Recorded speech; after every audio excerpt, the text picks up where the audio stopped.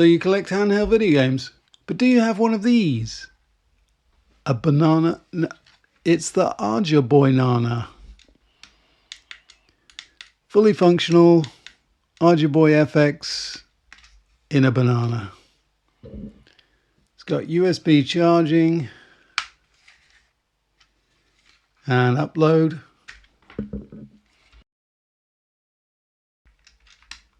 And the full gamut of games.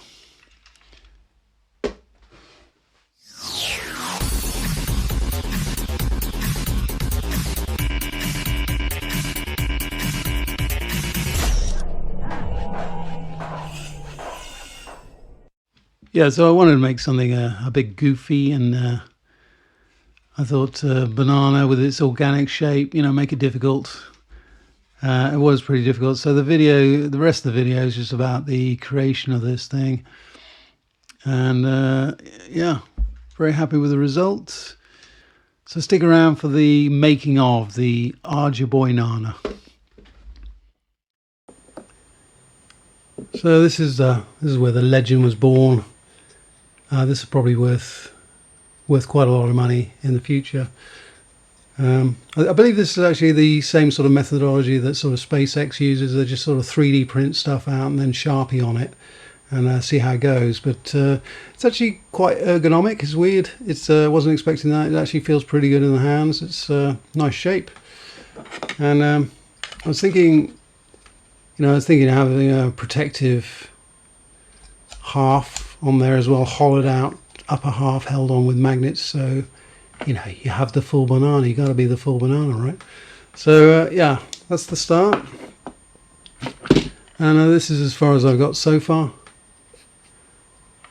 Still working on the case. I've not actually added any components. I don't even know if it's going to work, which is great. It's exciting. And you get about a 400 milliamp hour battery under there because of the unusual shape. You can't really get anything. There's no bendy batteries out there, is there? Not that I know of. Anyway, I'm still working out the holes in the upper portion here.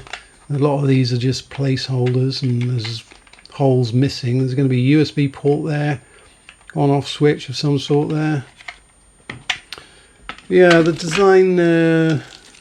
That's the other half of the PCB. So I haven't tested it yet. I mean, I've sort of tested it because I've used very similar stuff and given it a go. So I'm 50-50.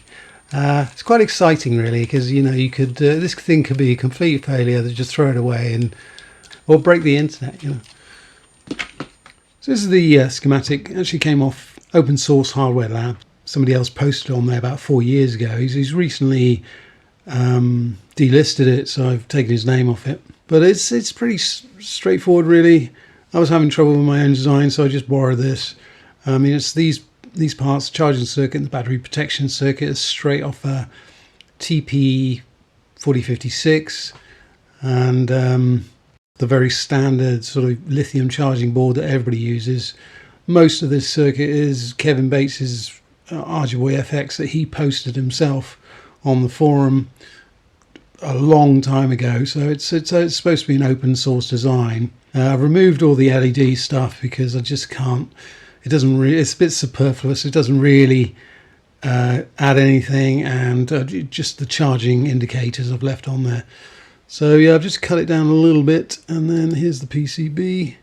Had a bit of trouble with the routing. I didn't like to route around the corners, so some of the outlying components needed a bit of a hand.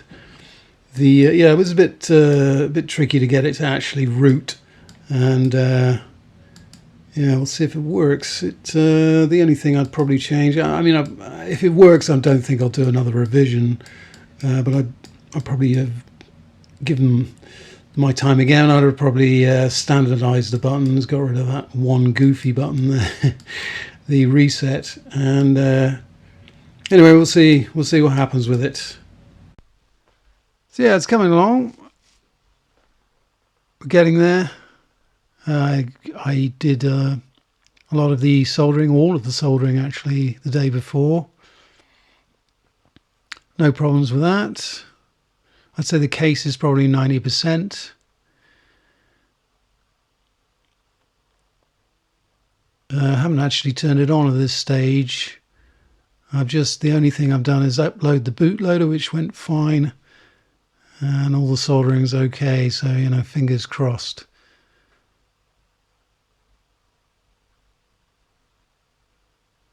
The only thing I have changed is this reset button here. Just the one that was on the design is very stiff, and this one just fits perfectly. It's just the reset. It's the right height, just pokes through the case at the right height, so it's absolutely perfect.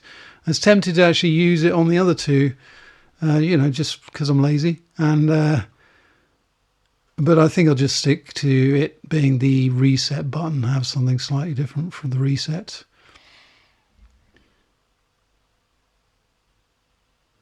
I may change the charging port. The charging port pops out at an angle, and below it is the on-off switch. So I might make a change there, but I'm not sure. I'll probably be okay there. So yeah, it's coming along. That screen flapping about is freaking me out a bit because it's very thin glass. I've used a sort of pop fit method of fixing the faceplate in the lower portion, these sort of divots here. You do see it on commercial products. That one's a bit messed up. So there's just little divots all around the case, all around the faceplate, and then sort of corresponding sticky out bits, whatever you'd call those, in the bottom portion. And it does actually fit together really, really well. Very, very snug and secure. So I didn't really want to use screws. That's why I went for this method. I didn't want screws poking out at all. You don't see screws in a banana, do you, really? But yeah, it's getting there. I mean, I would say that this project is not recommended for anybody, really. I mean, it's very prototype-ish. I've had to do a lot of little tweaks here and there. There's a lot of sanding that's got to be done on this case. It's very rough, so it's going to take me ages to sand this down. And I've also had to sand very small amounts off the PCB just to get it snug in the case. So yeah, just be aware. I mean, I will be putting the STLs and the PCBs up online, but be aware that obviously this is hardcore, basically. You've been warned anyway. Maybe there's a part of me that wants to be the only person that has the ArduBanana. Probably. Disaster strikes. Actually, it did. I was getting really close to finishing, and I was getting really, started to actually sand down the case, the final case. The design seems to have panned out. That's pretty much what it's going to look like. But as I said before, there's a lot of sanding to be done here. And then I thought, you know what, I really, really should check 100% check this thing works. And it doesn't. So I'm starting to panic thinking, oh my God, I've told everybody I'm making a banana gaming console. Everybody at work, my brother, my friends, I'm going to look like a complete muppet if this thing doesn't work. And I'm not the best at fault finding. And I was, put the probes on this thing. I did actually swap out the chip. I still haven't figured out what's wrong with this, but I'm thinking the screen possibly. But yeah, it doesn't work at all. Now I kind of knew that it should work because this is what it was based on. So designed by somebody else. So, really I haven't actually modified this design really, apart from taking a few components off. So yeah, I don't know exactly what went wrong, but I thought the way to go about this is just build another one, and come back to that original. So I've put this together, and it's not complete. The screen is a secondary screen that I knew worked. So I got this from AliExpress. It's completely the wrong driver on it, but it does work. So let me jump to the on-off switch. So charging seems to be working on this one. Can't see what I'm doing. There we go. So I have that, which is enough to know that it works, which is it just says USB, and that's what you get without the flash chip. So the bootloader's on there, the screen's working. It's the wrong screen. If you see there's a bit of rubbish at the side there, that's because it's got the wrong driver on it, and it wouldn't be able to play the games, but as a test it works. But this other one, I don't know, maybe I've put a wrong component in there somewhere. As I said, my money is on the screen, although these are brand new from the people that supply, the people that supply the screens for the original Arduboy, I believe. Anyway, this is the the proper stuff. Bought 5 of them. So maybe I just got a dud. Maybe I've soldered it badly. What I can do is, push comes to shove, I can scavenge a screen from another working unit. This one unfortunately I've super glued it on, of course. But there is one screen I can scavenge if this is a batch of screens that is not working or something along those lines. Anyway, so yeah, God, what a horrible moment there where you've completed it. You start sanding down merrily away, and the thing doesn't work at all. Oh my God! Well, I'm used to looking like an idiot, so it's not like it'll be the first time. Day 17. I'm down to my last 3 chocolate hobnobs. There's creatures moving in the house. Oh wait, it's just the cats. It's fine. Yeah, so this is a final straight now. I'm just messing around with sort of aesthetics really. I did fault find the problem with the first board. It was just a short on the reset button. So I'm glad I found that. So I guess I'm making 2 of these now, but I'm trying to figure out what looks best, and I quite like this. I went out and bought this chocolatey brown for the buttons and the controller, and I quite like it. You've got it's a bit of a weird one, really, trying to figure out aesthetic. So if you have all you could have all yellow, and then you're going for the real banana-y color, which does. That looks good as well, really. So it's difficult. It's decisions. These 2 are the odd ones out, and I guess. I mean, I did want a slide switch actually, and I wanted a slide switch, but I've gone for this because it's just easier.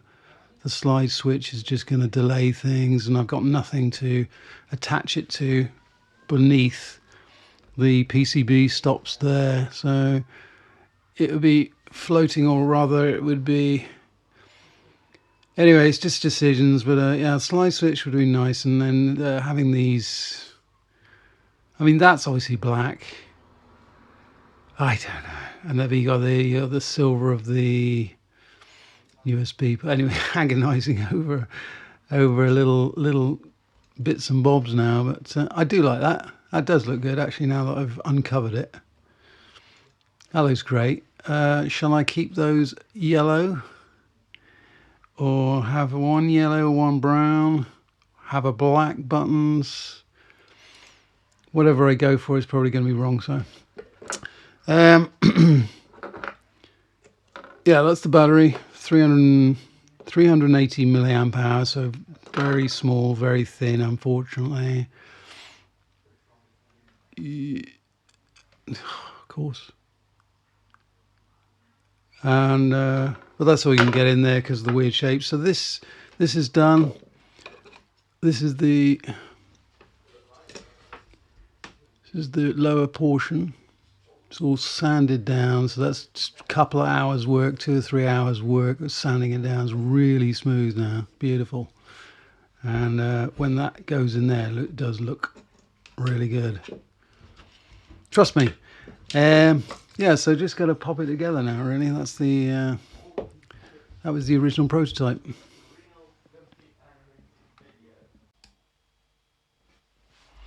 So yeah, it's all finished, and of course there's a final problem. Well, it's not a huge thing, but it's annoying, and I've had to mess around with the camera. I've still got a bit of flicker, but I had to mess around with the camera just to sort of capture this.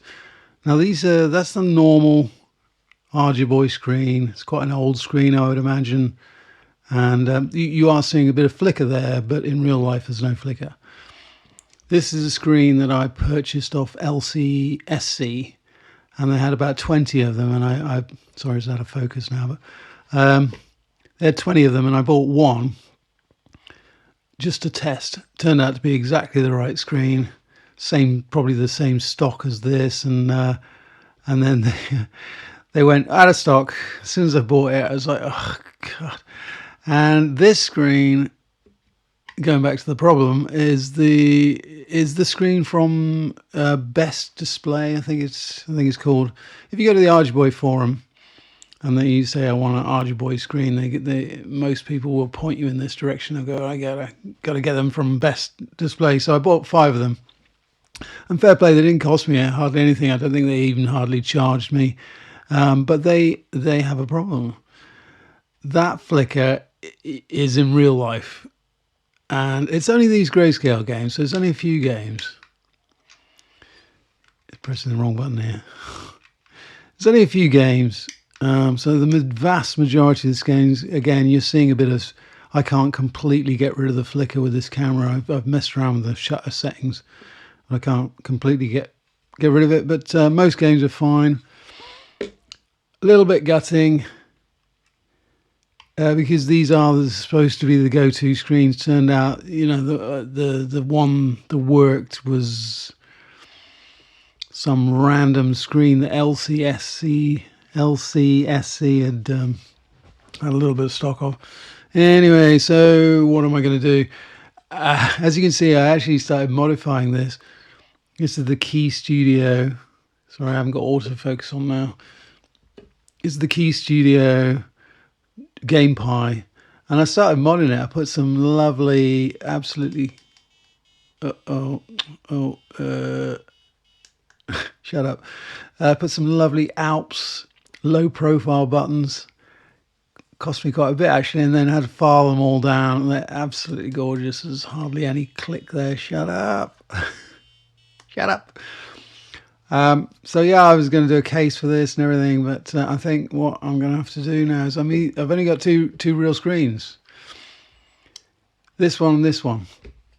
So one of them is going to have to be sacrificed for the banana. Or, I suppose most people could just pretend, like if I was a real YouTube grifter, I'd just pretend that everything was fine. And yeah, look what I've made. I'm Mr. Beast. I'm giving away £100,000. So I could just pretend that that's absolutely fine, but it's going to bug me. So as I made that one by hand, I didn't really make this. I did some modifications on it, and I put those beautiful, beautiful Alps buttons on there, but I'm afraid the screen is going to probably have to come off that and then go on to the banana, because the banana must survive. The banana is the thing that I'm after at the moment. So I'm chasing the banana, but yeah, it works. I've got another one that is in production, so I probably won't swap the screen on this one. I'll do on the second one, second banana. Yeah, very happy with it. The only other thing, and again, I'm not a very good YouTuber because I should be just pretending that it's perfect, but the sound is not the best.